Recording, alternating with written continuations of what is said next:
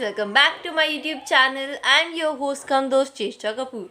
तो आज इस वीडियो में हम प्रोडक्शन फंक्शन जो हमारा चैप्टर 7 माइक्रो इकोनॉमिक्स का चल रहा था उसे कंप्लीट करेंगे।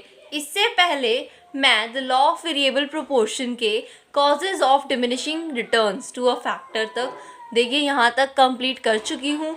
तो अगर आपने अभी तक मेरे वो पिछले पार्ट्स नहीं देखे हैं तो आप मेरे चैनल पर जाकर देख सकते हैं, या मैं डिस्क्रिप्शन में लिंक दे दूँगी, आप वहाँ से देख लीजिएगा और उसके बाद ही आपको ये लास्ट पार्ट समझ में आएगा। तो चलिए अब हम आज का टॉपिक स्टार्ट करते हैं। तो इसमें हमने क्या पढ़ना है, significance of the stages of production. यानी कि जो हम स्टेजेस ऑफ प्रोडक्शन पढ़ते हैं उससे एक प्रोड्यूसर को क्या फ़ायदा है, उससे हमें क्या पता चलता है। तो हमने स्टेजेस ऑफ प्रोडक्शन में क्या देखा था कि फर्स्ट स्टेज में जो हमारा फर्स्ट स्टेज होता है, देखिए ये रहे हमारे स्टेजेस ऑफ प्रोडक्शन। तो हमने इसमें क्या देखा था कि फर्स्ट स्टेज में हमारा एमपी इंक्रीज कर रहा है। ये डायग्राम में देखिए आप, फर्स्ट स्टेज में हमारा टीपी, हम सिर्फ टीपी को देखेंगे क्योंकि हमें सिर्फ स्टेजेस में हमें सिर्फ प्रोडक्शन से मतलब है, चाहे वो कितना भी हो। तो देखिए इंक्रीज कर रहा है और इंक्रीज, और ये जो हमारा सेकेंड स्टेज में है ये अपनी हाईएस्ट वैल्यू तक पहुँचता है। तो इसीलिए एक प्रोड्यूसर जो है वो इस ग्राफ से क्या पता चल रहा है कि सेकेंड स्टेज में उसका प्रोडक्शन सबसे हाई है, तो ऑफ कोर्स वो सेकेंड स्टेज में प्रोड्यूस करना पसंद करता है। इसीलिए जब हम पढ़ते हैं significance of stages of production तो हम उसमें क्या देखते हैं कि a producer will only produce in the second stage in order to achieve a great profit और हाईएस्ट टोटल प्रोडक्ट। यानी कि जो प्रोड्यूसर है वो मोस्टली सेकेंड स्टेज में प्रोड्यूस करना पसंद करता है क्योंकि इसमें उसका जो टोटल प्रोडक्शन है वो सबसे ज़्यादा है। अब जितना प्रोडक्शन हाई होगा उतना ही प्रॉफिट भी ज़्यादा मिलेगा, तो ज़्यादा प्रॉफिट के लिए वो सबसे हाई प्रोडक्शन जिस स्टेज में होता है यानी कि सेकेंड स्टेज में प्रोड्यूस करना पसंद करता है। अब है पोस्टपोनमेंट ऑफ द लॉ, यानी कि इस लॉ को कब कब हम पोस्टपोन कर सकते हैं। देखिए जो लॉ है वेरिएबल प्रोपोर्शन का, उसे कभी भी मतलब कि वो फेल नहीं हो सकता। हाँ, वो थोड़े टाइम के लिए पोस्टपोन हो सकता है, और वो किस रीज़न से हो सकता है, हम इसमें दो कॉजेज़ पढ़ते हैं। फर्स्ट क्या है, when there is improvement in the technique of production. अब मान लीजिए आपने 8th लेबर लगा दी, हम लास्ट वीडियो में एग्जांपल के थ्रू समझ चुके हैं, मैं उसी एग्जांपल से ले रही हूँ। मान लीजिए आपने उस 1 हेक्टेयर की लैंड पे 8th लेबर लगा दी, लेकिन इसमें एमपी डिक्रीज करना चाहिए, लेकिन आपने टेक्नोलॉजी चेंज कर दी, आपने टेक्निक चेंज कर दी। आप हो सकता है कुछ बेटर टेक्नोलॉजी वाली कोई नई टेक्नोलॉजी की चीज़ लेके आए, तो उससे कुछ टाइम के लिए आपका जो लो है पोस्टपोन कर जाएगा। हो सकता है आपका जो एमपी है वो इंक्रीज कर जाए, डिक्रीज ना करे। और इसका सेकेंड पॉइंट क्या है, when some substitute of the fix factor is discover. देखिए हमने इसके डिमिनिशिंग रिटर्न में पढ़ा था एक इम्परफेक्ट फैक्टर सब्स्टिट्यूएबिलिटी, यानी कि फिक्स फैक्टर और वेरिएबल फैक्टर कभी भी एक दूसरे को सब्स्टिट्यूट नहीं कर सकते। लेकिन अब यहाँ पे इसी का उल्टा हो गया, पोस्टपोन कब हो जाएगा, जब हमने फिक्स फैक्टर का कोई सब्स्टिट्यूट ढूंढ लिया।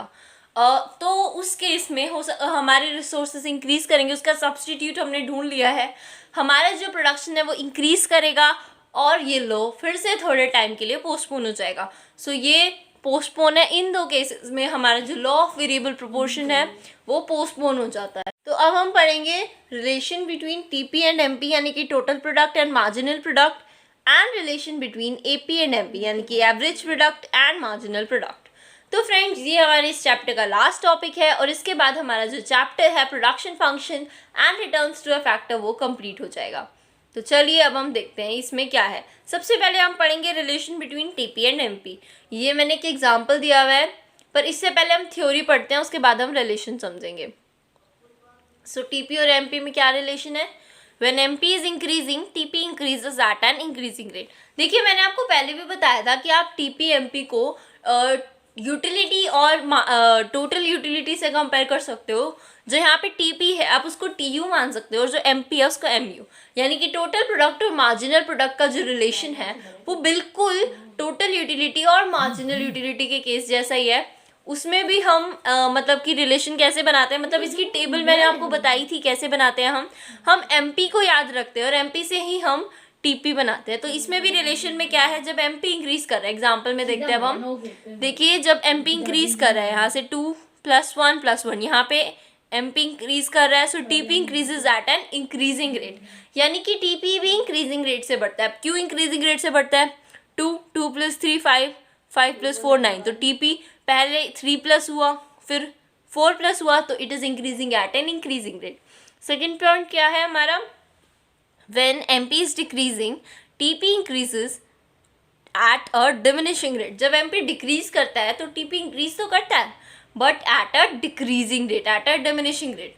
देखिए एग्जाम्पल के थ्रू फिर से, जब एमपी डिक्रीज करता है, यहाँ तक एमपी इंक्रीज कर रहा था, यहाँ से एमपी ने डिक्रीज करना शुरू कर दिया, दैट इज 4, फिर 3, 4 के बाद डिमिनिश करना शुरू किया, 3 2 1 0, ये डिक्लाइन कर रहा है, नीचे जा रहा है। सो ये डिमिनिशिंग रेट से बढ़ता है। क्यों? क्योंकि देखिए 9 + 3, 12 + 2, 14 + 1, अब इसमें कम कम ऐड हो रहे हैं, उसके बाद 0, और when MP is 0 TP is maximum. तो देखते हैं हम एग्जांपल में ये कहाँ है जब एमपी 0 है। देखिए एमपी 0 कहाँ है? यहाँ पे एमपी 0 है, तो टीपी जो है यहाँ पे मैक्सिमम है। हम जब ग्राफ बनाते हैं तो हम ग्राफ के थ्रू देखते हैं इसको। ये देखिए टीपी का ग्राफ, इसमें टीपी मैक्सिमम पॉइंट पे कब होता है?